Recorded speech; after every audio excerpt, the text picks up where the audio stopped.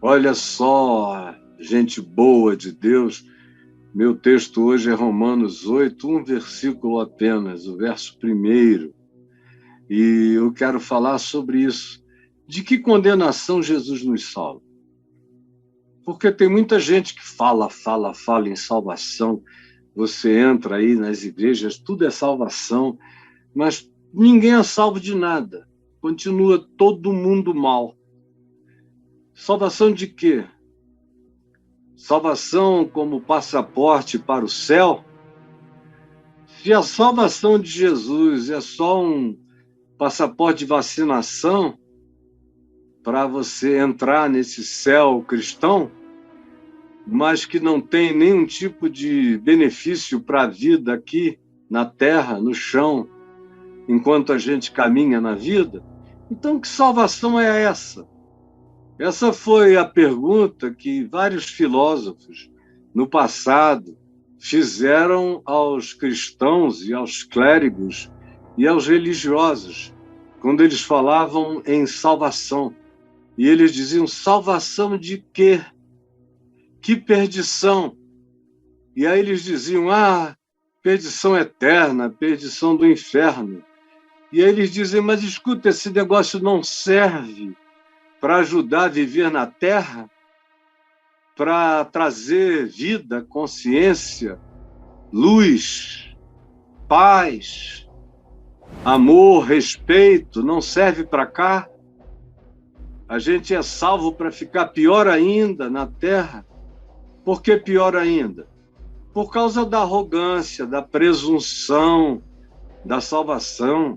Essa salvação religiosa carrega muita presunção, muito orgulho, muita arrogância. Eu não conheço pessoas mais arrogantes do que os salvos, porque tem que ter uma medida de arrogância sem tamanho para chegar na casa de uma família onde alguém se suicidou e dizer, infelizmente, ele fez isso, porque vocês agora não vão nunca mais vê-lo, ele se perdeu para sempre.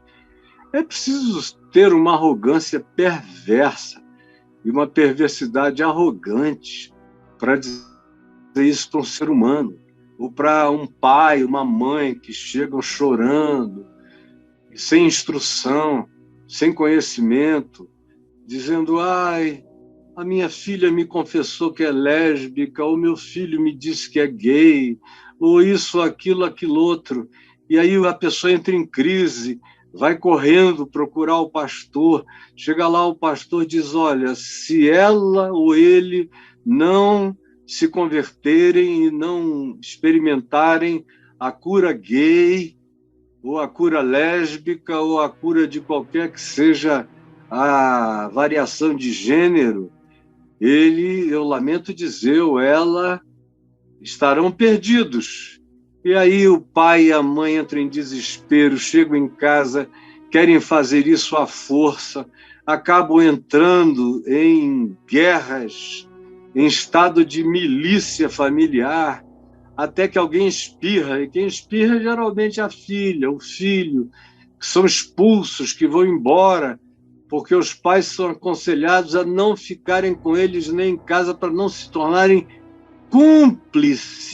cúmplices dos filhos vivendo nessa condição ou em qualquer outra.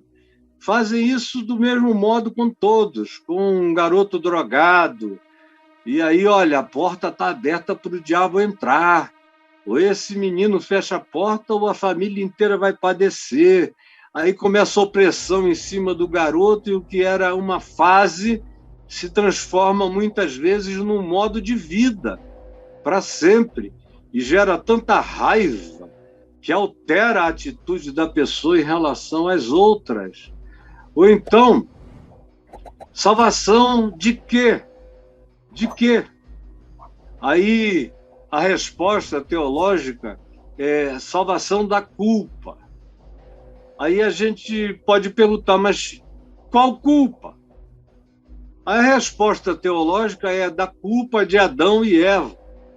Fica meio difícil, né? Fica meio chato eu estar vivendo aqui hoje, no século XXI, com equipamentos terráqueos mapeando Marte, com hotéis sendo construídos na estratosfera, ou no universo profundo, ou projetos para realizá-lo na Lua, e a gente aqui embaixo, nessa discussão sobre quem está perdido ou não por causa do pecado de Adão. E aí uma pessoa que nunca nem ouviu falar em Adão é abordada por um cristão e ouve dizer que ela está perdida por causa do pecado de Adão. Ela disse, mas meu Deus, o que eu tenho a ver com esse cara que eu nem conheci? Mas é no de Adão. Aí se você disser, olha, não, é por causa do teu mesmo. Aí a pessoa diz, mas o que eu fiz, cara? Para você, para quem? Eu tenho vivido minha vida inteira, fui educado por um pai legal, uma mãe boa, estudo, aprendi a trabalhar desde cedo, me esforço para cuidar bem da mulher e dos filhos, e eu estou perdido. Você está perdido. Por que você está perdido? Porque você ainda não aceitou a Jesus. Quem é Jesus? E por que esse Jesus só salva quem diz oi, oi, oi, para ele?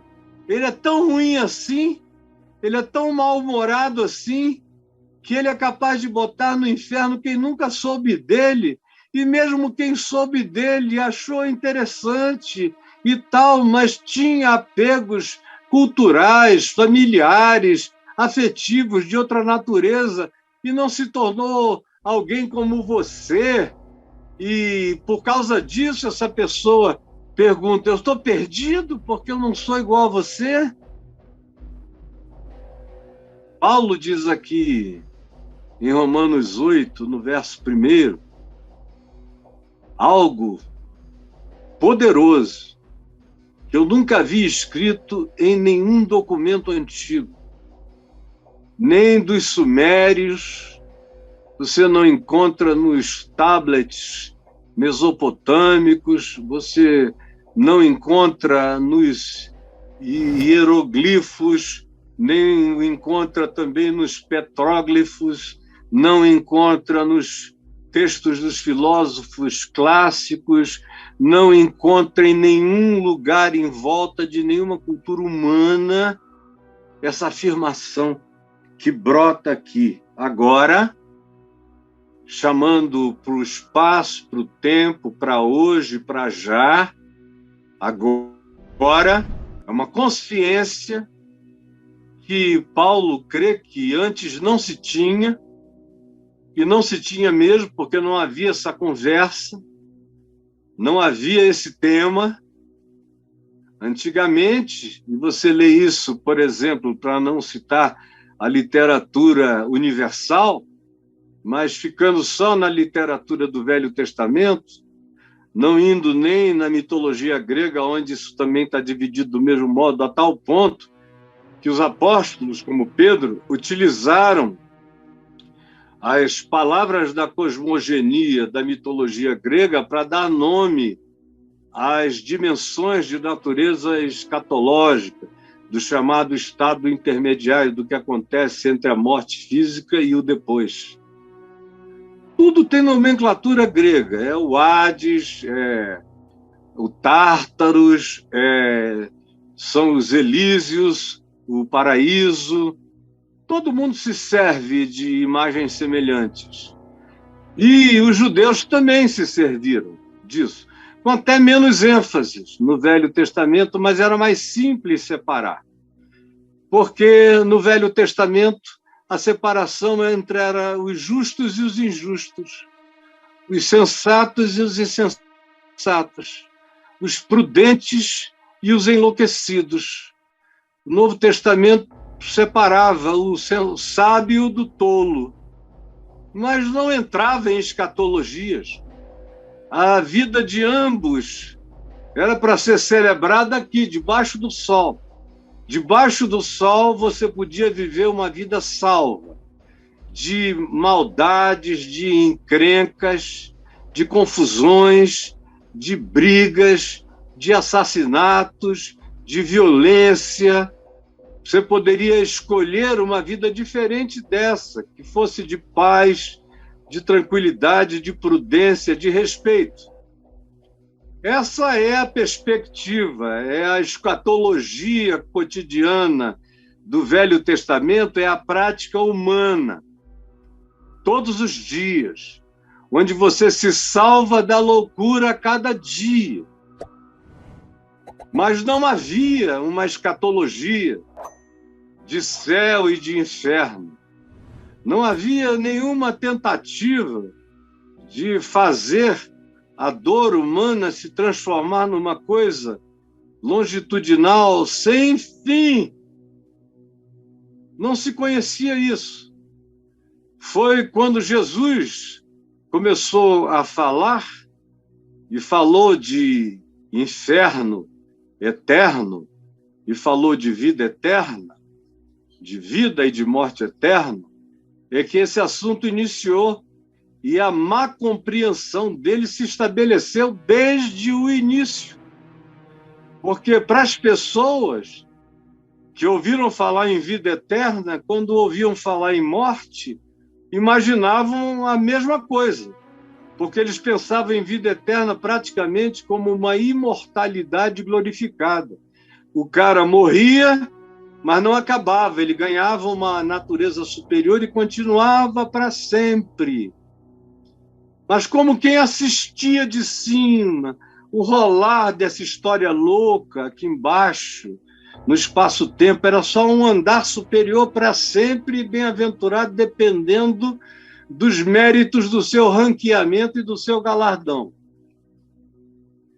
E, de outro lado, quando se ouvia falar em vida eterna, a inferência era que a morte também era eterna, era para baixo, e o cara ficava lá, na minhoca, no verme, no bicho, na meleira, no esgoto universal, nadando no meio da caca dos demônios, e descrições extremamente metafóricas, porém inteligentemente carregadas de simbolismos interessantes, é, por exemplo, o inferno de Dante, onde isso tudo ganha escala, ganha andar.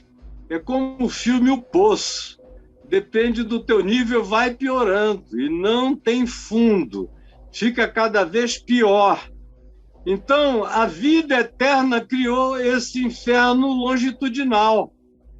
Enquanto Jesus fala de vida eterna, ele está falando de qualidade da vida de Deus. Vocês ganharão a minha qualidade de vida. Ganharão a qualidade de vida do meu Pai. E assim como eu vivo no Pai, e o Pai vive em mim, vocês viverão em mim, e viverão no Pai, e habitarão as moradas dessa eternidade, que o universo não cabe. Ela não cabe no universo, porque ela não é espaço-tempo. Ela só cabe na dimensão existencial, ela só cabe no coração. Ela tem a ver com o espírito, que não envelhece, que não é um ente condicionado ao espaço e ao tempo, que transcende a isso tudo. Ele só existe porque é, mas não porque possa ser mensurado, segurado ou vestido. Eu sou espírito.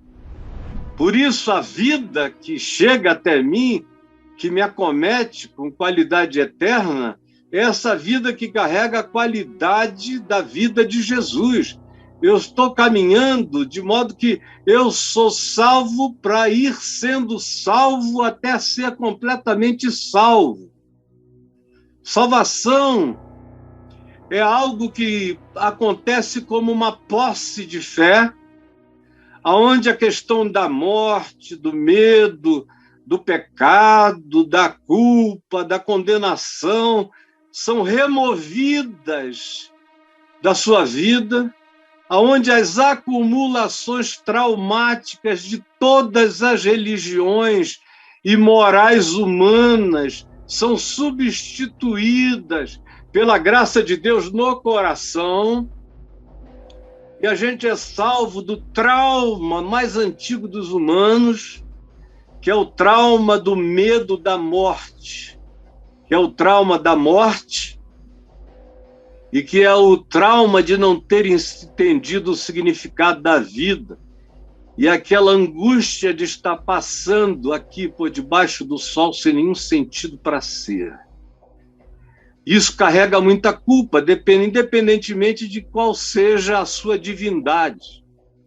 Em qualquer lugar você vai ter que se redimir, vai ter que se purificar, vai ter que fazer oferendas, vai ter que fazer despachos, vai ter que entrar em ofertas, vai ter que promover, vai ter que comprar indulgências, vai ter que se manifestar disposto a qualquer sacrifício pessoal e ao exercício das justiças próprias mais detalhadas para poder entrar pelas portas.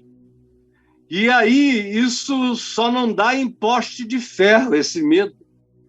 Mas o budista tem essa vacilação, o hinduísta, o confucionista, o espírita kardecista, qualquer um dos cultos afro-brasileiros, indígenas.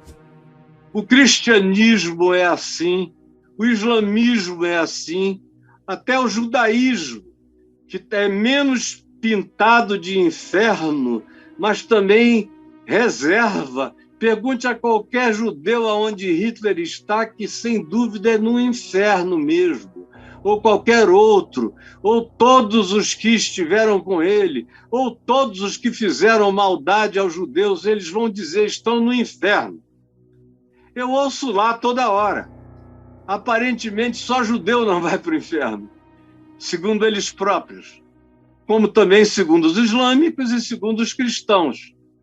No cristianismo, o batismo resolve tudo e o dízimo garante todas as coisas. No islamismo, é o radicalismo. Quanto mais radical, mais santo, mais salvo. E no judaísmo, a prática religiosa garante que você lembra a Deus todos os sábados de que você existe também para Ele. Mas ninguém escapa disso. Se você conversar com um xamã, ele também vai te dizer que existem níveis e gradações. E muita gente vive angustiada. E a angústia tem a ver com o tipo de espírito que vai acompanhar você, molestar você, ou qualquer outra coisa, mas é universal esse sentimento de condenação, esse medo da condenação, que até ateus têm. Eu já vi ateus dizer, olha, eu não sei, né, cara, pelo sim ou pelo não, eu estou ficando velho, é melhor eu pensar diferente de como eu pensava quando eu era novo. E eu pergunto, por quê? Ele fala, por causa da morte. Eu digo, você está com medo de quê? Do inferno? Pelo amor de Deus, você foi ateu esse tempo todo, com medo do inferno, dizendo não para Deus e com medo do inferno? Que tipo de doideira é a tua? É preciso ser coerente até para ser ateu. Se não há Deus, não há inferno. Agora, se para você há inferno, a melhor maneira de não se preocupar com ele é amar a Deus e se reconciliar com ele. Mas todo mundo vive essa culpa. Por isso, em todos os altares da terra, sangue foi derramado. Sangue em abundância. Sangue de animais, de todos os tipos. Eu só não conheço nenhuma cultura que fizesse sacrifícios de peixes no altar. Mas sangue vermelho, se tiver sangue vermelho, sangue quente, também nunca vi sacrifício de réptil, de sangue gelado. Mas tem que ter uma coisa mamífera no sacrifício. Somos nós, mamíferos, que inventamos essa nossa culpa e vivemos por meio dela e não nos pacificamos dela de modo algum. Então tem que ser algum ente que, pelo menos, leve no organismo o mesmo tipo de sangue quente da gente. Aí vai a ovelhinha, vai o carneiro, vai a cabra, vai o bode, vai a vaca, vai o touro, vai qualquer coisa, vai o veado, vai o cervo, dependendo da cultura, vai qualquer coisa. E iam, especialmente no passado, humanos, as virgens, especialmente, sacrificadas como oferenda ao tesão dos deuses malignos que queriam sangue de virgem. E essa é uma culpa que lateja nos porões da humanidade, que se aloja e se adensa no inconsciente coletivo, que palpita no coração de todo mundo, essa culpa de alguma natureza, essa angústia. E a pergunta é, de onde isso vem? Vem, Paulo diz, nós pecamos em Adão e pecamos o nosso próprio pecado. De modo que a resposta teológica que um judeu, criado entre judeus, com a teologia judaica, que se converteu ao Evangelho e interpretou todo o sacrifício do Velho Testamento como tendo se cumprido em Jesus, que foi Paulo, ele mesmo, todavia, usa essa imagem o tempo todo. Por quê? Porque é a imagem mais universal sobre propiciação pelos pecados.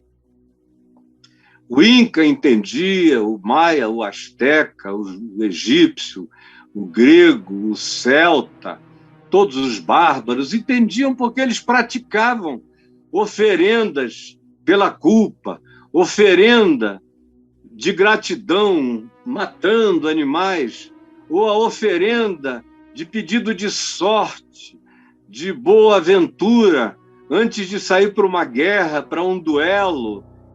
Todos os povos do mundo, inclusive os judeus, que não eram nada diferentes da grande maioria, e Paulo está apenas lidando com cristãos e, sobretudo, a partir da experiência do sacrifício judaico, que era no mundo antigo algo veemente, conquanto todos os deuses, em todos os cultos, em todos os templos greco-romanos se oferecessem sacrifícios de sangue também, Paulo usa a experiência dos judeus e a aplica ao mundo dele, onde o sangue estava presente em toda a culpa humana.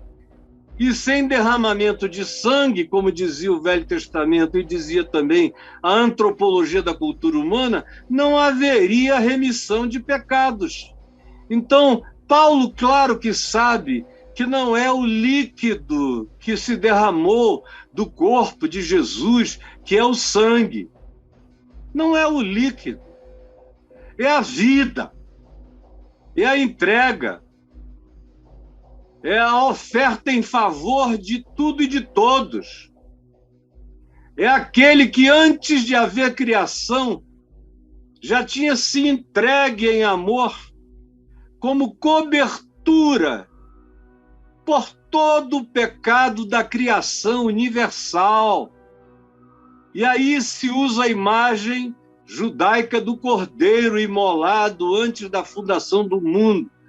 Mas Paulo narra isso de outra forma, escrevendo aos Filipenses, chamando isso de a si mesmo se esvaziou. Sendo Deus, não julgou, todavia, sendo Deus, não julgou, não se projetou, não se propôs como Deus, antes, a si mesmo se esvaziou, ficou vazio de divindade. É desse esvaziamento, dessa morte de Deus antes da criação do mundo, que a criação acontece, da explosão dessa dádiva, dessa oferta de vida. O universo é a oferta de vida de Deus aos que não eram e não existiam. Mas, como a gente está lidando com a cultura hebraica, era um cordeiro. imolado antes da fundação do mundo. Era o que servia de arquétipo, de simbolização para a mente mais materializada, mais necessitada de algo menos abstrato, poder internalizar. Então, a culpa é essa. A culpa é essa certeza que todos nós temos de que a gente não ama nada completamente. E o nosso maior amor, por exemplo, a gente diz que são os nossos filhos. Mas quando eles ficam diferentes da gente, tem muita gente que fica com vergonha deles, que não quer nem vê-los mais, que os bota para fora de casa. Que amor era esse? Era só narcisismo. Era projeção que o indivíduo fazia de si mesmo nos filhos, enquanto os filhos resplandeciam a sua face, ou a sua sexualidade, ou a sua expressão de caráter. Quando o filho se desassemelhou disso, digo filho, filha, aí muda de repente aquele amor eterno já se relativiza. Como eu vejo muitos pais chorando pela morte dos filhos, dos quais eles nunca cuidaram, nunca deram a mínima. Aí o garoto ou a garota morre e o cara fica chorando, chorando, chorando. Chorando pelo quê? Por quem? Pelo filho? Não, ele está chorando é por ele mesmo, é culpa própria, é autovitimização, é autopiedade. E é a culpa de não ter dado a mínima, de não ter cuidado, que transforma isso em luto. Mas não é verdade para quem é sincero e sonda propriamente o coração. A gente vê homens dizendo, não, sem minha mulher eu não sou ninguém, eu amo a minha mulher. Aí a mulher tem uma enfermidade, a mulher fica paralítica. Aí o amor vai diminuindo, porque nunca foi por aquela pessoa. Era um amor por um conjunto estético, com alguma afinidade afetiva e, quem sabe, cultural ou até religiosa, mas não tinha amor mesmo, de espírito por espírito, de consciência por consciência, de mente a mente, com disposição ao sacrifício, ao cuidado, à entrega. Não importa o tempo que falte para se viver na vida com o mesmo carinho, com o mesmo cuidado, porque o que não é assim nunca foi amor. Foi tesão, foi paixão, foi enfatuamento, foi o interesse de um tempo, foi o orgulho do homem ou da mulher por terem um parceiro tão bem apresentável, um troféu tão bonito, mas amor é raro, a gente quase não encontra mesmo, capaz de ser como se diz que amor é, tudo sofre, tudo crê, tudo espera, tudo suporta, não arde em ciúmes, não se exaspera do mal, não se alegra com a injustiça, mas regozija-se com a verdade. Isso é amor. Onde você vê isso? Onde você encontra isso? Quem você vê praticando isso?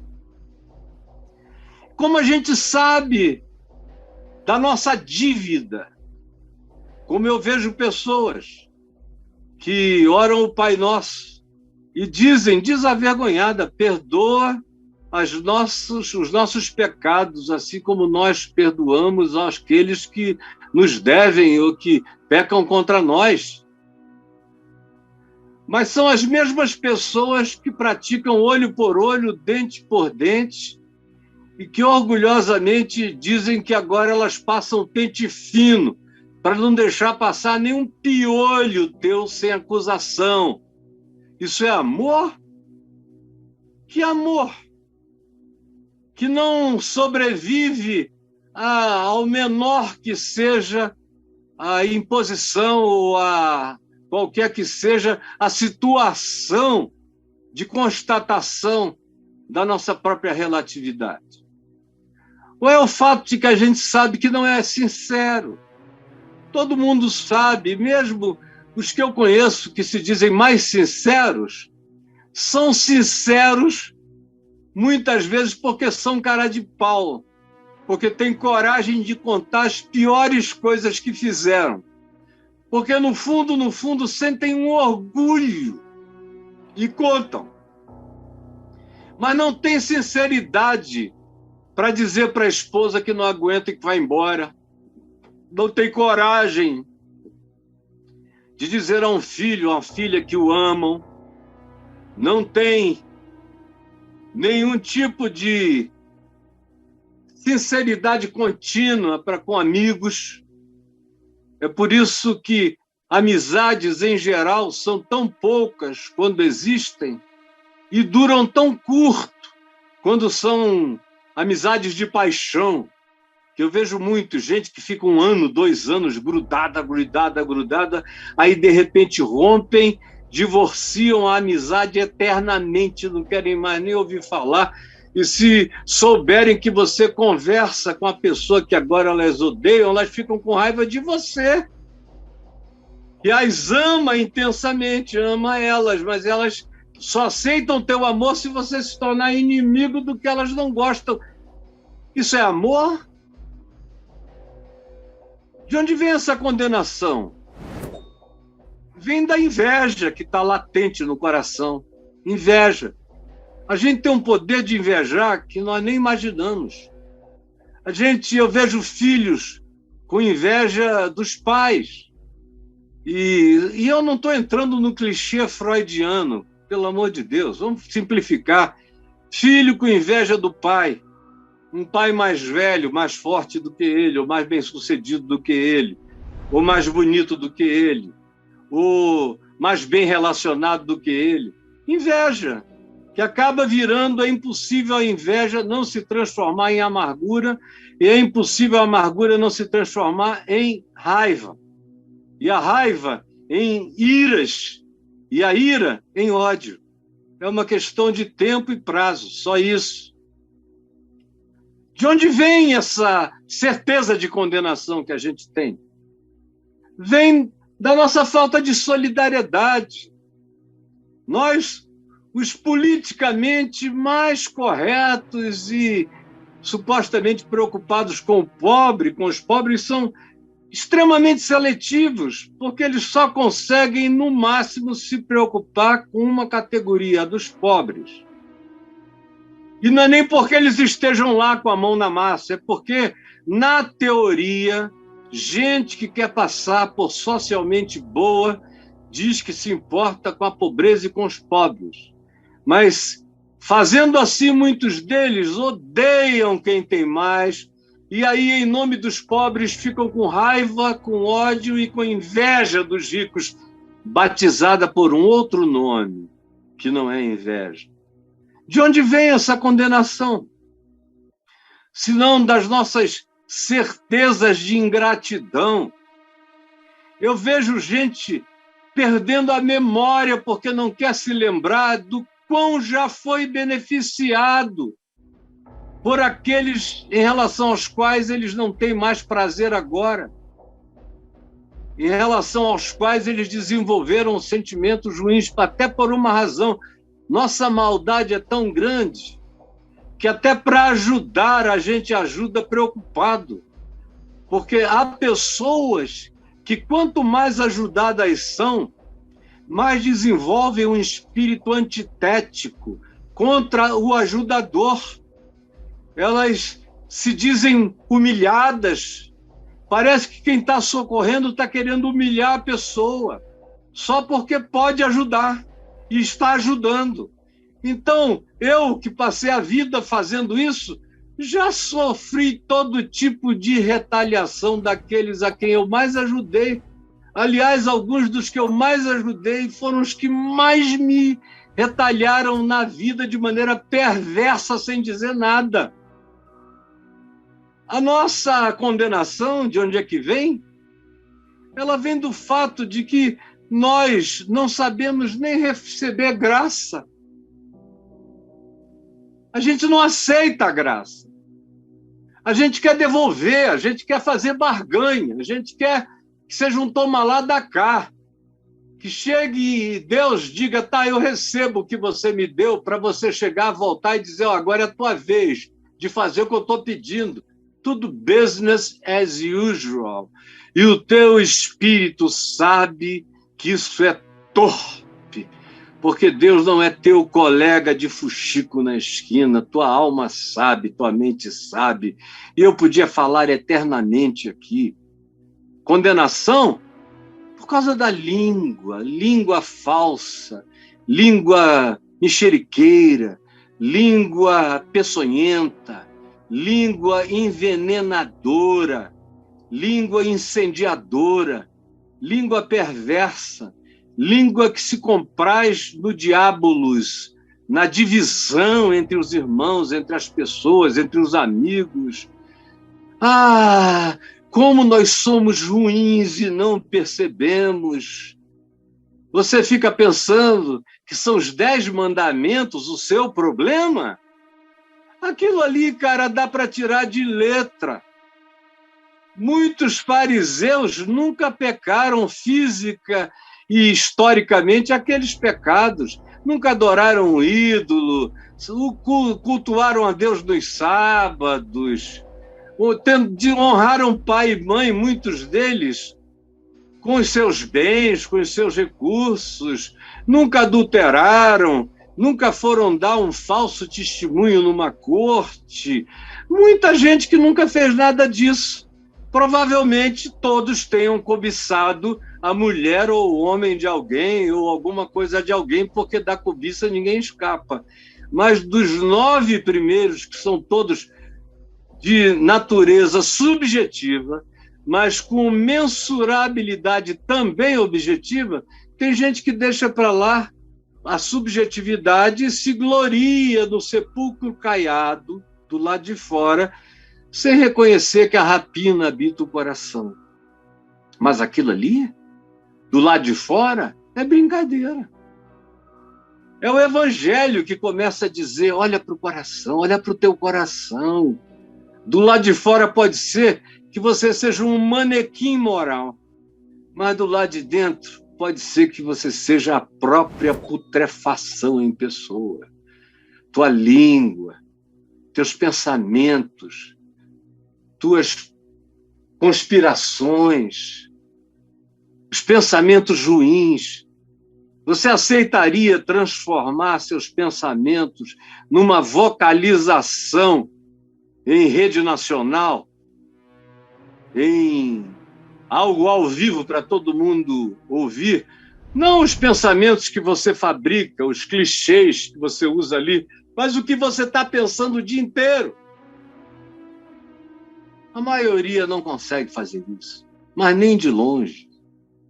E aí a condenação está ali, palpitante, palpitante, palpitante. São as dimensões do interior que não nos dão sossego. A gente vai apelidando esse desconforto de muita coisa. Aí é trauma da mãe, é trauma do pai, é trauma de irmão, é trauma da família, é trauma do clã, é trauma de todo tipo. E a pessoa vai transferindo isso. Enquanto ela tem um trauma, ela tem uma infelicidade que está explicada, só não está resolvida e nunca será, e nunca será. Se viverá batizando o sofrimento e aplicando o sofrimento a uma situação errônea, desviando o eixo da questão para um álibi, mas que não traz nenhuma solução e muito menos paz ao coração. Para eu não falar eternamente nessa introdução, eu quero só lembrar que Paulo diz agora. Isso pode acabar hoje. Agora. Agora. É no tempo presente. Nesse dia chamado hoje. Agora, pois, por causa de Cristo, que ele diz, graças a Deus por Jesus Cristo, nosso Senhor, de maneira que eu, de mim mesmo, com a minha mente, sou escravo da lei, porque a lei mostra a minha relatividade. Mas em Cristo eu estou liberto. Em Cristo eu estou liberto. Em Cristo eu estou liberto da lei, do pecado e da morte. Isso não é para judeus, é para qualquer ser humano em qualquer lugar, com 10 mandamentos ou sem 10 mandamentos. É a nossa natureza, é o nosso ser, é o nosso medo da verdade no coração, é o nosso medo de ser curado. Quase ninguém quer ser curado. Todo mundo reclama de doença, mas quase ninguém quer cura. Eu já encontrei gente que veio me procurar dizendo, olha, agora eu já não tenho mais desculpa para continuar doente. O que eu vou fazer com a minha doença? Ela foi o meu álibi nos últimos 40 anos para não fazer nada do que eu devia fazer, porque toda hora eu dizia, cuidado que eu posso cair aqui. E agora que isso acabou, o que eu vou fazer da minha vida? Papo de doença, seja físico, seja doença espiritual, como a dos pseudopossessos da Universal e de outras igrejas, sejam doenças e alegações psicológicas, são altamente viciantes como temas, e a maioria das pessoas acha mais confortável manter a enfermidade sem a sua solução do que se encarar. É muito mais fácil transferir para o diabo, para o pai, para a mãe, para a família, para a situação social, para o governo, para a hora presente, do que se encarar e dizer, não, eu vou aprender a viver em qualquer circunstância ou situação, porque já me está garantido, e eu digo que eu creio em Cristo Jesus. Então, ou isso é verdade, ou eu vou parar de dizer que creio em Cristo Jesus. E vou admitir que o que Jesus oferece não é para mim, porque eu não quero ficar curado, eu não quero exercer essa fé, eu não quero praticar essa palavra da vida. Mas Paulo insiste, agora, para quem quiser, agora, por causa de Cristo, por causa da cruz, porque ele, antes de haver criado, já tinha nos substituído, para qualquer que fosse a eventualidade dos nossos equívocos e de todas as criaturas da criação. Agora, ele está dizendo, nós humanos sabemos. Nós que temos essa consciência de nós mesmos, agora já sabemos na história. E eu sou uma testemunha histórica, e eu tive que aprender quando ele veio e pulou com os 2 pés do meu peito na estrada de Damasco e me arrebentou com a graça dele, porque eu era duro e eu não queria ser curado. Agora, pois, já não há mais nenhuma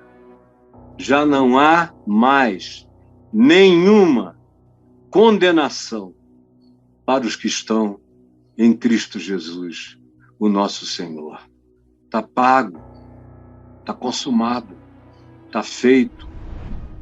O escrito de dívidas da lei de Moisés, o escrito de dívida da minha consciência, o escrito de dívida das minhas fugas da verdade, o escrito de dívida de todas as minhas insolubilidades, de tudo aquilo para o que eu não quero cura e nem me tratar, e nem admitir que a responsabilidade possa ser minha, ao invés de dizer que é do diabo ou do meu tio, que tinha tesão em mim e me encantava quando eu era menina, ou da minha tia, ou de quem quer que seja. Quando acabam as transferências, é que o perdão absoluto chega para nós. Aquele perdão. Outro dia eu ouvi alguém dizendo, eu não sei por que onde eu estou, de vez em quando eu sinto aquela culpinha lá dentro. E eu só posso admitir que tem a ver com essa criação judaico-cristã que eu tive. E eu fiquei pensando, digo, meu Deus, essa pessoa nem sabe bem o que é uma criação judaico-cristã. Ela não foi criada, porque senão ela teria que não poder jogar bola aos domingos, como eu fui. Eu jogava bola todo dia da semana e domingo também, porque eu era um transgressor. Porque eu era ensinado na escola dominical que domingo não se jogava bola. Dava uma culpazinha. Ficava aquela coisa. Até que eu chutei o balde. Falei, chega. Os primeiros beijos, quando eu fui ficando mais lúcidozinho, com 12, 13, 14 anos, era uma culpa enorme. Parecia que eu tinha traído minha mãe, meu pai. As transas escondidas em escada com meninas, com empregadas domésticas, com amigas de alguns, com irmãs de alguns amigos, era um negócio que você ficava ali 2 semanas se recuperando do inferno, até esquecer. Criação judaico-cristã. Eu me converti na plenitude de uma educação judaico-cristã, porque naquele tempo, há 50 anos atrás, a igreja ensinava a cultura judaico-cristã, com todo o legalismo dela. E eu estou aqui sem nenhum pecado, sem nenhuma condenação, só porque eu criei em Cristo Jesus e eu sei que condenação é o meu negócio, mas o negócio de Deus é a absolvição dos meus pecados. Eu sei que condenação é o meu negócio, mas sei que o negócio de Deus é a absolvição dos meus pecados. Está tudo pago, está tudo coberto. Agora, pois, já não há nenhuma, nem aquela coisa que você disse, essa. Nenhuma! Nenhuma! Como eu já vi garotos e garotas, garotos que transaram com suas madrastas, garotas que transaram com os seus padrastos e que ficaram morrendo de culpa. Houve alguns que buscaram armas para se suicidarem, outros tentaram. E outros conseguiram. Por causa dessa coisa que eles achavam imperdoável, e em razão do que ou viveram atormentados, os que não quiseram entender que já não há nenhuma, até essa coisa estava coberta já em Cristo Jesus, não para que eu fique cínico e pratique, mas para que eu fique tão liberto que me dê a alegria de não precisar de nada disso. A transgressão é uma necessidade do coração do pecador, e a santidade é uma alegria do coração perdoado. É assim que as coisas são. Agora, pois, já não há nenhuma condenação para os que tomaram posse de Cristo Jesus, do que o que Jesus fez. E não é uma coisa que você muda de opinião porque encontrou 7 amigos na esquina que pensam diferente, aí você já volta com metade relativizado. Não. Quando de fato eu estou em Cristo Jesus, eu não mudo nem para a direita, nem para a esquerda, nada me altera. A minha certeza, a minha convicção foram plantados pela raiz da semente divina, pela mão do Espírito de Deus, no cerne do meu ser, do meu coração. Agora, pois, já não há mais nenhuma condenação para os que estão em Cristo Jesus, porque o Espírito da vida em Cristo Jesus te libertou da lei, a lei da vida em Cristo te libertou da lei do pecado e da morte. Senhor Jesus, ajuda-nos a nos enxergarmos. A gente não quer se enxergar. A covardia que nos habita é enorme. Aí a gente fica construindo culpas ou álibis ou justificativas ou explicações A gente só não quer ser transformado, regenerado, absolutamente perdoado e viver uma vida sarada dos medos, das culpas, das condenações que nos tiram do eixo, que nos fazem ficar mal-humorados, que nos despertam sentimentos de raiva e de angústia do coração, que acabam virando projeções contra quem está feliz. Salva-nos de nós mesmos, porque a condenação tem a ver com quem nós somos.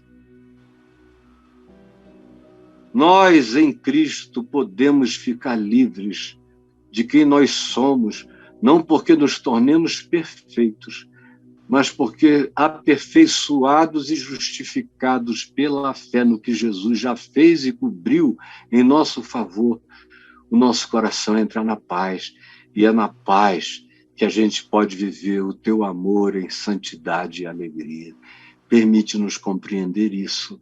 É o que eu te peço, em nome de Jesus. Amém e amém.